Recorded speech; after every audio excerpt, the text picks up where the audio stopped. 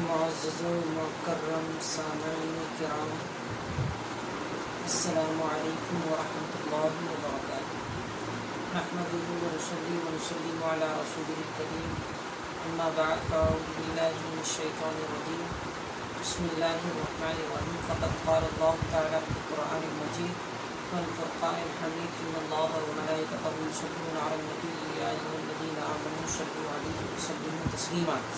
اللهم صل على سيدنا مولانا محمد معدن الجود والكرم وآله الكرام وأصحابه الرضوان وابنه الكريم وبارك وسلم صلاة وسلام عليك يا رسول الله صلی اللہ تعالی علیہ وسلم۔ محترم سامعین، گزشتہ سبق میں ہم نے اس کتاب کی وجہ تعلیق تفصیل کے ساتھ پڑھ لی۔ اب یہاں سے اصل کتاب کا آغاز ہو رہا ہے۔ عبارت پر غور فرمائیں۔ قال المصنف بعدما تیمن بالتسمیہ، مصنف علیہ الرحمٰن نے بسم اللہ سے برکت حاصل کرنے کے بعد کیا فرمایا؟ الحمدللہ الذی ہدانا الی الصراط المستقیم کا قول کیا۔ مصنف علیہ الرحمٰن نے بسم اللہ سے برکت حاصل کرنے کے بعد الحمدللہ الذی ہدانا الی الصراط المستقیم کا قول کیا۔ اب یہاں پر شارح اس کی تفسیر کر رہے ہیں۔ فتفسیر قولہ الحمدللہ، تو ماتن علیہ الرحمٰ کے قول الحمدللہ کی تفسیر واضح ہے۔ یہ مصنف علیہ الرحمٰ کے نزدیک واضح ہے اور ہمارے اور آپ کے درمیان مجہول ہے۔ تو جیسا کہ آپ نے اس کو غالباً اول درس میں پڑھ لیا ہے، درس اول میں یہ پڑھ لیا ہے کہ حمد کسے کہتے ہیں؟ حمد کہتے ہیں هو الثناء باللسان علی جمیل الاختیاری نعمتاً کانا وغیرہ، زبان سے اختیاری خوبی پر تعریف کرنے کو حمد کہتے ہیں۔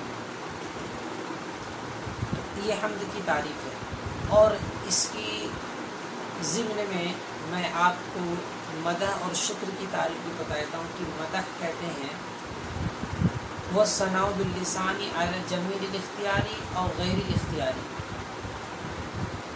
نعمتاً کانا وغیرہ، یہ کہ مدح کہتے ہیں زبان سے تعریف کرنا، اختیاری خوبی ہو یا غیر اختیاری خوبی ہو، اس کو مدح کہتے ہیں، خواہ وہ نعمت کے بدلے ہو یا اس کے علاوہ، یہ مدح ہو۔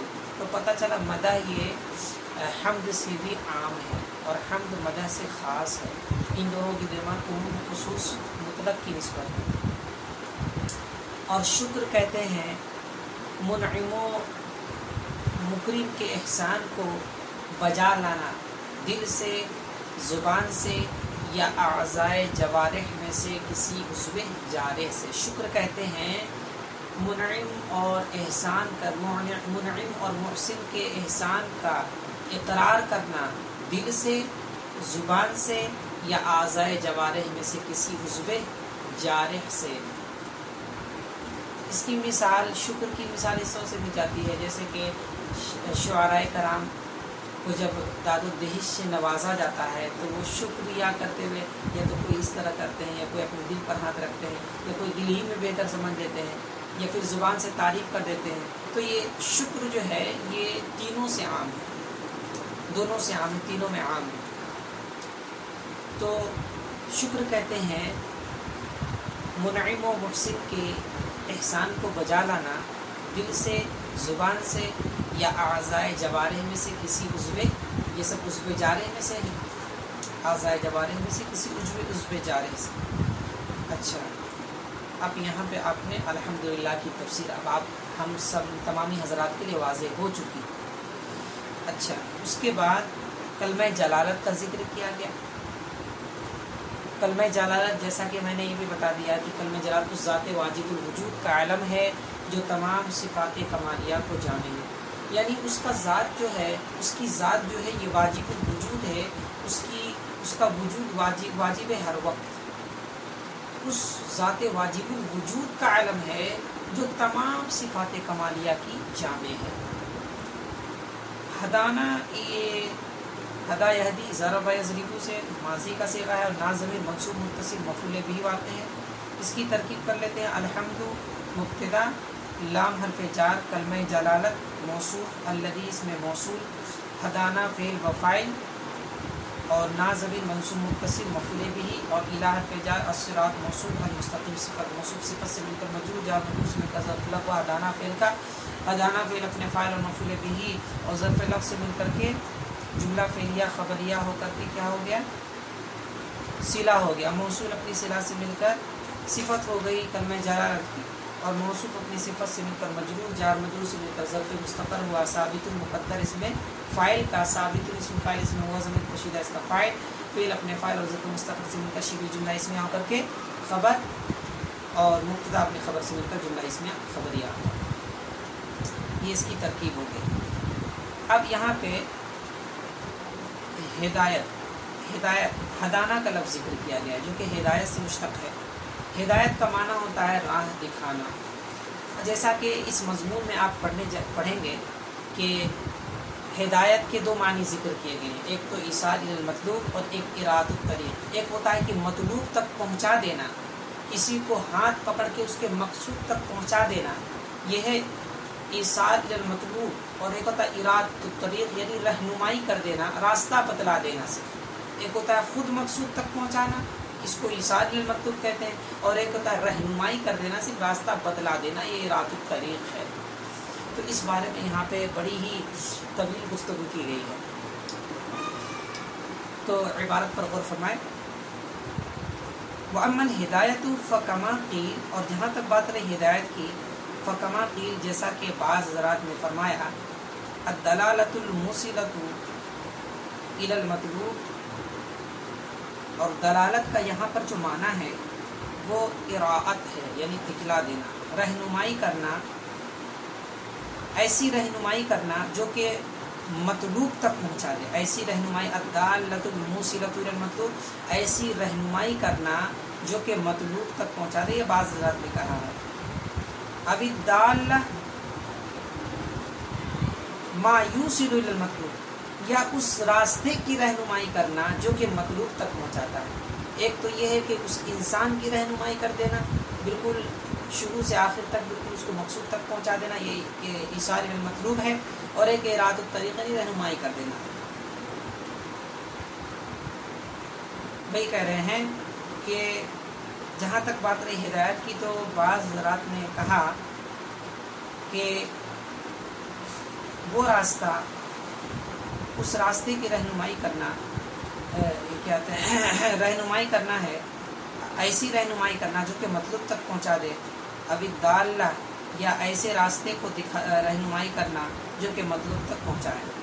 وَأَجْمَعُوا عَلَىٰ أَنَّهُ إِذَا نُسِبَ إِلَى اللَّهِ, اور علماء کرام اس بات پر متفق ہو گئے کہ ہدایت کی نسبت جب اللہ تعالیٰ کی جانب کی جائے, یراد بہ الاول, تو اس سے اول مراد لیا جائے گا. یعنی ہدایت کی نسبت جب اللہ تعالیٰ کی جانب کی جائے تو اس سے ایصال الی المطلوب مراد لیا جائے گا. یہ اس بات پر علماء جو ہے متفق ہوئے. اور آگے بھی بات آ رہی ہے کہ جب ہدایت کی نسبت اللہ کی جانب کی جائے تو اس سے اول مراد لیا جائے گا, یعنی ایصال الی المطلوب مراد لیا جائے گا.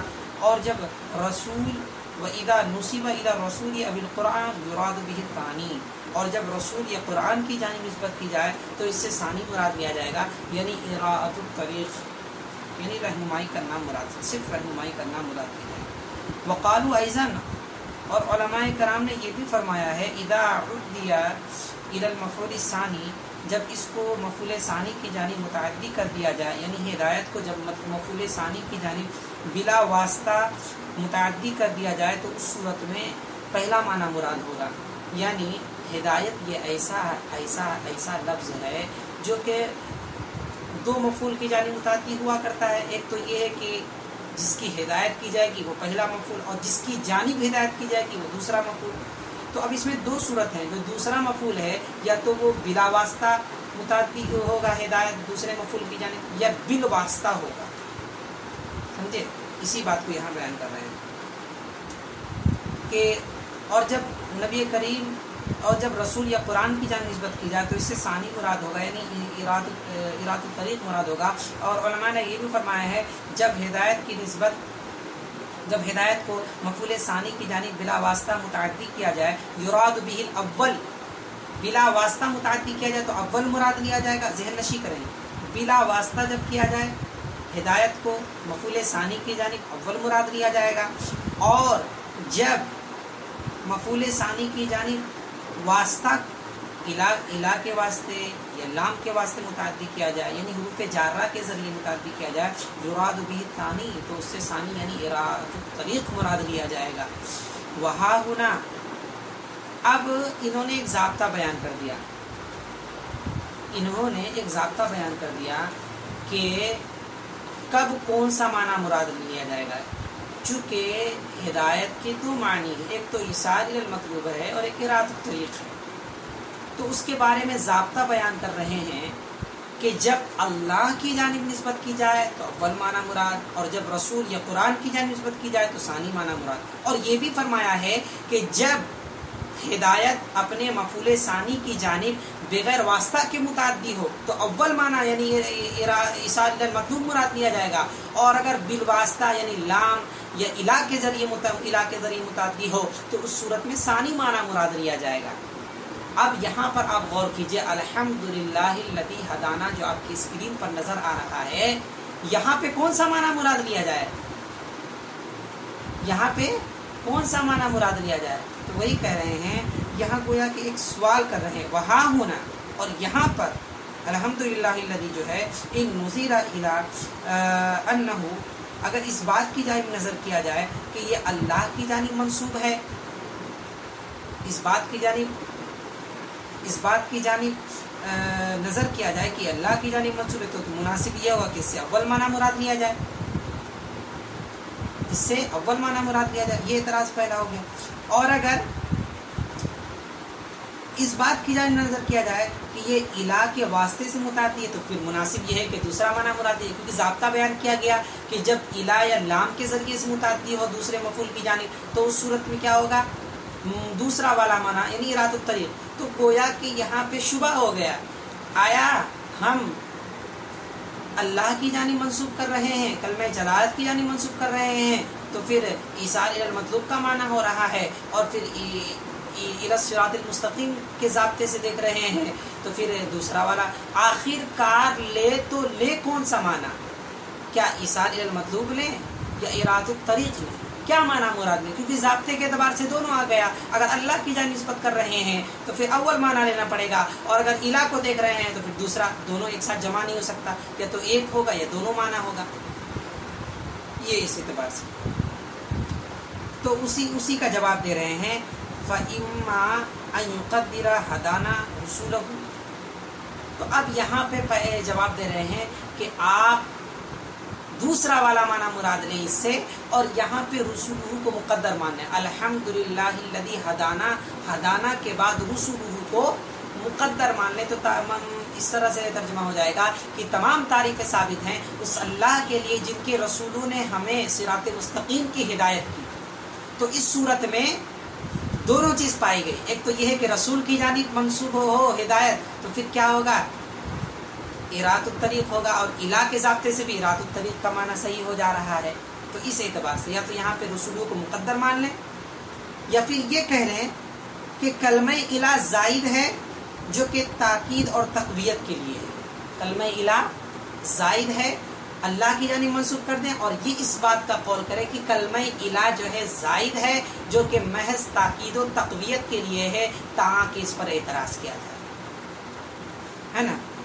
وبالجملہ لا یخلو ھذا عن تمہل، بالجملہ یہ تکلیف سے پریشانی سے خالی نہیں ہے، یعنی اس بات کی وضاحت کرنا چاہ رہے ہیں، بالجملہ لا یخلو ھذا عن تمہل، اس عبارت سے اس بات کی وضاحت کر رہے ہیں کہ ہدایت کا آپ جہاں پر ہدایت کا لفظ ذکر ہو، جہاں بھی ہدایت سے مشتق کوئی بھی فعل آ جائے تو آپ مطلقاً ایصال الی المطلوب بھی نہیں لے سکتے اور مطلقاً ارادۃ الطریق بھی نہیں لے سکتے۔ کیا کہا کہ جب کہیں بھی ہدایت سے مشتق کوئی بھی فعل آ جائے تو وہاں آپ مطلقاً نہ ہی ایصال الی المطلوب لے سکتے ہیں اور نہ ہی ارادۃ الطریق لے سکتے ہیں، اگر اس ضابطے کے اعتبار سے دیکھا جائے جو ضابطہ بیان کیا گیا۔ کیوں؟ اس کی کیا وجہ ہے؟ مطلقاً کیوں؟ کیونکہ اگر آپ ایسا کرتے ہیں، اگر مطلقاً کہیں بھی ارادۃ الطریق لے لیتے ہیں، کہیں بھی ایصال الی المطلوب لے لیتے ہیں، تو پھر خرابی یہ لازم آتی ہے کہ جیسے کہ ایک آیت ہے وَأَمَّا ثَمُودُ فَهَدَيْنَاهُمْ فَاسْتَحَبُّوا الْعَمَىٰ عَلَى الْهُدَىٰ، اور جہاں تک بات رہی قوم سمود کی تو ہم نے ان کو ہدایت دی، فَاسْتَحَبُّوا الْعَمَىٰ تو انہوں نے گمراہی کو چنا، فَاسْتَحَبَّ الْعَمَىٰ عَلَى الْهُدَىٰ ہدایت پر گمراہی کو اختیار کیا۔ تو اب یہاں پر اللہ تعالیٰ ارشاد فرما رہا ہے جہاں تک بات رہی قوم سمود کی تو ہم نے ان کی رہنمائی کی۔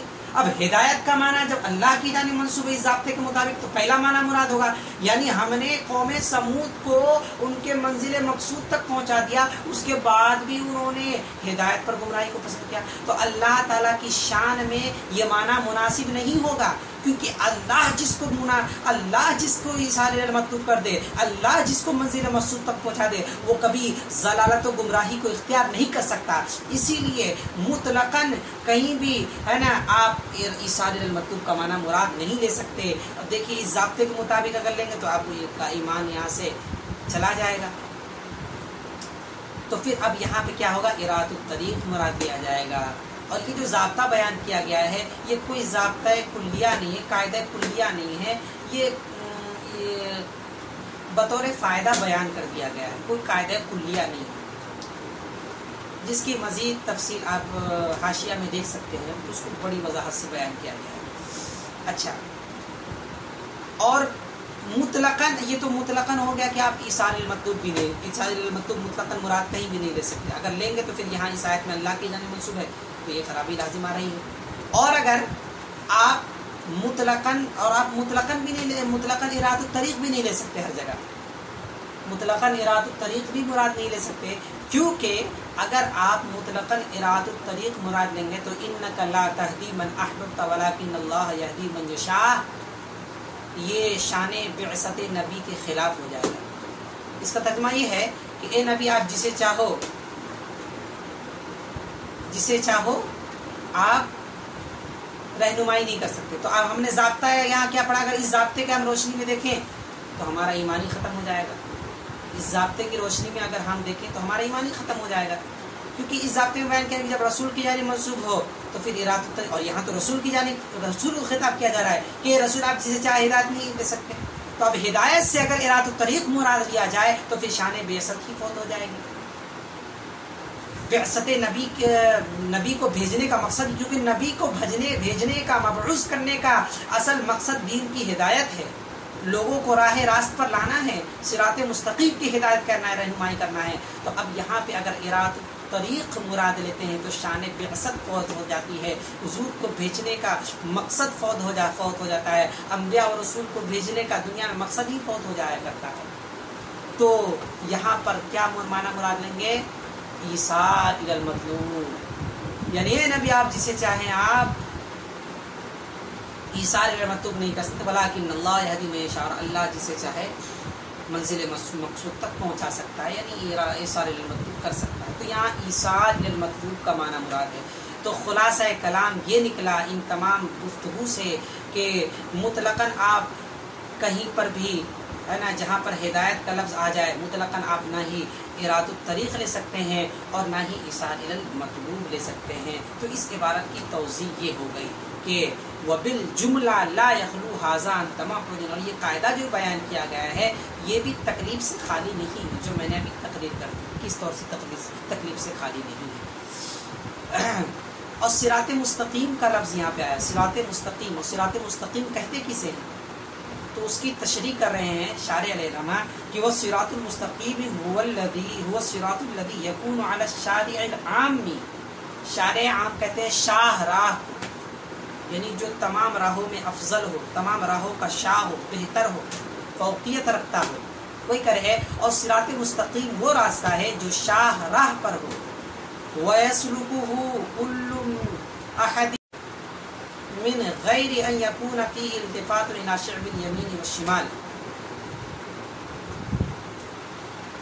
اور اس کا چلنے والا میں سے ہر ایک اس پر چلتا ہے، وَيَسْلُكُهُ، اور صراط مستقیم کا ہر چلنے والا چلتا ہے اس پر، کیسے، من غیر ان یکون فیہ التفات الی شعب الیمین والشمال، دائیں بائیں جانب توجہ کیے بغیر۔ جو صراط مستقیم پر ہے اس کو نہ دائیں جانب غور کرنا ہے نہ بائیں جانب اس کو فکر اندیشہ کرنا ہے. تو وہی کہہ رہے وَيَسْلُكُهُ كُلُّ وَاحِدٍ مِّن غَيْرِ أَن يَكُونَ فِيهِ الْتِفَاتٌ إِلَى شِعْبِ الْيَمِينِ وَالشِّمَالِ کہ اس کا ہر چلنے والا چلتا ہے اس پر کس طور سے من غیر ان یکون فی التفات کہ اس میں دائیں بائیں کسی جانب التفات نہیں کرتا کسی جانب مڑ کر نہیں دیکھتا.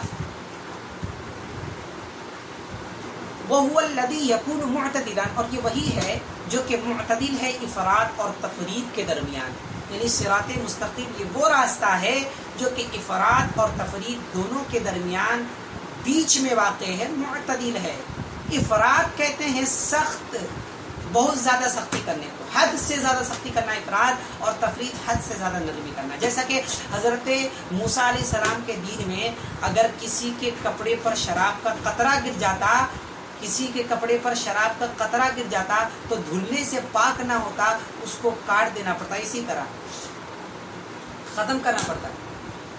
یہ افراط ہو گئی, بہت زیادہ سختی.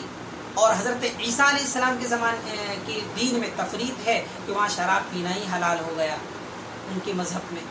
تو دیکھیے ایک جگہ بہت زیادہ کڑک اور ادھر بہت زیادہ آسان, اور ہمارا صراط مستقیم دونوں کے بیچوں بیچ ہے, نہ ادھر ہے نہ ادھر, نہ ہمیں دائیں جانب مڑ کر دیکھنا ہے نہ ہمیں بائیں جانب مڑ کر دیکھنا ہے, بس ہمیں صراط مستقیم پر چلتے جانا ہے, منزل مقصود تک پہنچ جائیں گے انشاءاللہ.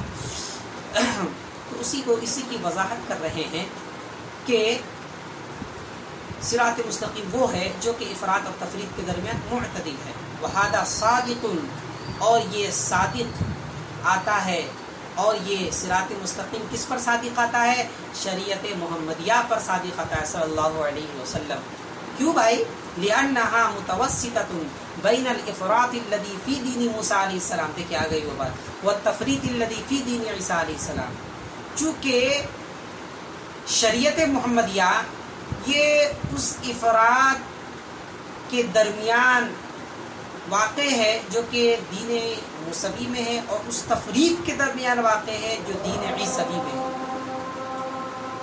اذان ہو رہی ہے, 2 منٹ وقت سبق کو موقوف کیا جاتا ہے انشاءاللہ. اللهم رب هذه الدعوة التامة والصلاة القائمة على سيدنا محمد الوسيلة والفضيلة والدرجة الرفيعة وبعث المقام المحمود الذي وعدته وتسمى شفاعة يوم القيامة إنك لا تخلف الميعاد برحمتك يا أرحم الراحمين. تو میں بیان کر رہا تھا کہ اور یہ جو شاہ راہ صراط مستقیم جو ہے, جو شاہ راہ پر ہوتا ہے اور اس کا چلنے والا اس پر چلتا رہتا ہے دائیں بائیں جانب توجہ کیے بغیر, تو یہ جو ہے صراط مستقیم ایسا ہوتا ہے. اور صراط مستقیم شریعت محمدیہ پر صادق آتا ہے. کیوں؟ کیونکہ یہ اس تفرید کے درمیان واقع ہے جو کہ دین موسوی میں ہے, اس افراد کے درمیان ہے جو کہ دین موسوی میں ہے, اور اس تفرید کے درمیان میں ہے جو کہ دین عیسوی میں ہے علیہ الصلاۃ والسلام. وعلی عقائد سنتی والجماع اور عقائد سنت و جماعت پر بھی صادق آتی ہے. یعنی یہ علی عقائد سنتی والجماع اس کا عطف کس پر ہے؟ علی شریعت محمد پر ہے, علی شریعت اور شریعت محمد پر کیا چیز صادق آ رہی تھی؟ صراط مستقیم. تو صراط مستقیم اہل سنت والجماعت پر بھی صادق آتی ہے. کیوں؟ فإنها متوسطة بین الجبر والقدر, کیونکہ یہ فرقہ جبریہ اور قدریہ کے درمیان ہے. علماء اہل سنت کا عقیدہ جو ہے فرقہ جبریہ کے عقیدہ اور فرقہ قدریہ کے عقیدہ کے درمیان ہے. اچھا, فرقہ جبریہ اور فرقہ قدریہ کا عقیدہ اصل میں تھا کیا؟ تو اس کی وضاحت کرتے ہیں محشی علیہ رحمہ کہ فرقہ جبریہ کا یہ کہنا ہے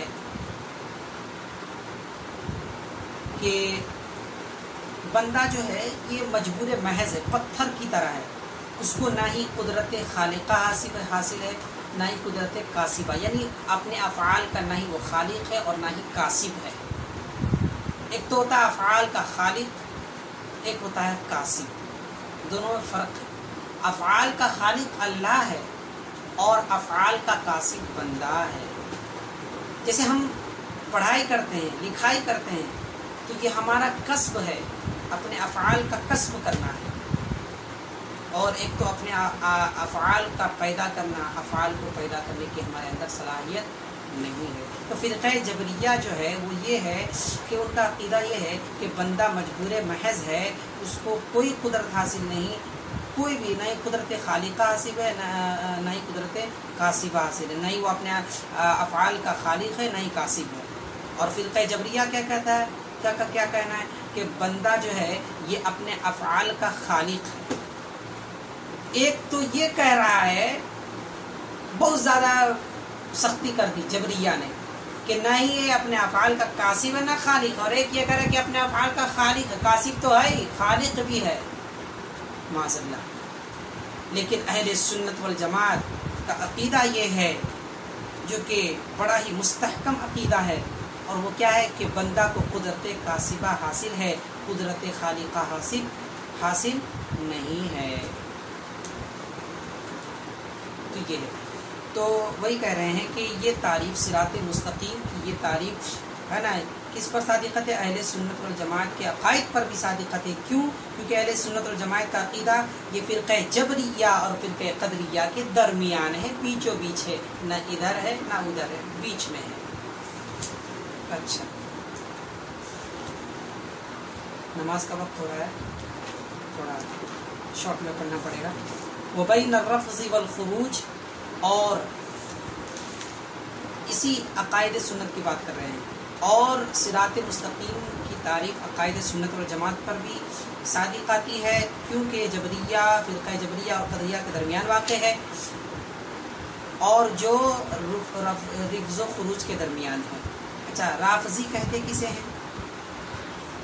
رافضی ان لوگوں کو کہتے ہیں جنہوں نے اکثر صحابہ کرام کو برا بھلا کہا، اور شیخین یعنی امام حضرت ابوبکر صدیق، حضرت عمر فاروق رضی اللہ تعالیٰ، امام ان دونوں رضی اللہ تعالیٰ عنہما کی امامت و خلافت کا انکار کیا، اور مسح علی الخفین کا بھی انکار کیا، اور حضرت معاویہ کو سب و شتم کیا انہوں نے۔ یہ خارجی لوگ ہیں۔ اچھا، اور رافضی کسے کہتے ہیں؟ اور رافضی ان کو کہتے ہیں جو پہلے خارجی، یہ لوگ تمام اکثر صحابہ کو برا بھلا کہتے ہیں، اور شیخین کی امامت کا بھی انکار کرتے ہیں، مسح علی الخفین کا بھی انکار کرتے ہیں، اور حضرت معاویہ کو سب و ستم کرتے ہیں، اور حضرت علی کی محبت کا دم بھرتے ہیں۔ یہ رافضی لوگ ہیں۔ اچھا، اور خارجی لوگ کون ہیں؟ جو حضرت علی کی محبت کا دم بھرتے تھے، یہاں حضرت علی کی محبت کے علاوہ انہوں نے تفرید کر دی، یعنی ان سے بغاوت کرنے لگے، اور یہاں تک کہ ہے نا ان سے جنگ کر لیا، حضرت علی سے جنگ کر لی۔ تو ایک تو محبت کا دم بھر رہی ہے، اور ایک حضرت علی سے جنگ کر رہی ہے۔ لیکن ہمارا جو اللہ نے ہمیں جو عقیدہ الحمدللہ اسے گھرانے میں پیدا کیا ہے، جو نہ ادھر ہے نہ ادھر ہے، بلکہ بیچ میں ہے۔ وہی کہہ رہے ہیں کہ اور عقائد سنت والجماعت پر بھی صراط مستقیم کی تعریف صادق آتی ہے، کیونکہ یہ ہے نا جبریہ اور قدریہ کے درمیان واقع ہے، وہ بین الرفض والخروج، اور رافضی اور خارجی کے درمیان بھی جو کہ واقع ہے۔ اچھا، وہ بین التشبیہ والتعطیل، جو کہ تشبیہ، فرقہ مشبہہ اور معطلہ۔ فرقہ مشبہہ کس کو کہتے ہیں؟ فرقہ مشبہہ ان کو کہتے ہیں جنہوں نے اللہ تعالیٰ کو دوسرے اللہ تعالیٰ کے خالق ہونے کا قول کر دیا، اور اللہ تعالیٰ کے لیے جسم و جسامت کو معاذ اللہ ثابت کر دیا۔ یہ فرقہ مشبہہ ہے۔ اور فرقہ معطلہ کا کہنا ہے اللہ تعالیٰ اپنے آپ کو معطل کر چکا ہے، بیکار کر چکا ہے معاذ اللہ۔ یہ دنیا کا نظام ایسے ہی چل رہا ہے، عقل اول نے عقل دوم کو پیدا کیا، عقل دوم نے سوم کو، سوم نے چاروں کو، چاروں نے پنجم کو، پنجم نے ششم کو، ششم نے ہفتم کو، ہفتم نے ہشتم کو، ہشتم نے نہم کو، نہم نے دہم کو۔ ایسے کائنات کا نظام چل رہا ہے معاذ اللہ۔ لیکن ہمارا عقیدہ ایسا نہیں ہے، ہمارا عقیدہ دونوں کے بیچوں بیچ ہے، ہمارا عقیدہ دونوں کے بیچوں بیچ ہے۔ ہم اللہ تعالیٰ کے لیے جسمانیت کو ثابت نہیں کرتے ہیں، وہ جسم سے پاک ہے، حد سے پاک ہے، حدود سے پاک ہے، زمان سے پاک ہے، مکان سے پاک ہے۔ وہی کہہ رہے ہیں کہ اور فرقہ مشبہہ اور معطلہ کے جو کہ درمیان واقع ہے، الذی فی غیرہ۔ آج یہیں تک بحث کو رہنے دیتے ہیں، کیونکہ نماز کا وقت ہو رہا ہے، نماز پڑھانی ہے مجھے الحمدللہ۔ تو هذا هو المرام واللہ ورسولہ اعلم بحقیقت الکلام. السلام علیکم ورحمۃ اللہ وبرکاتہ.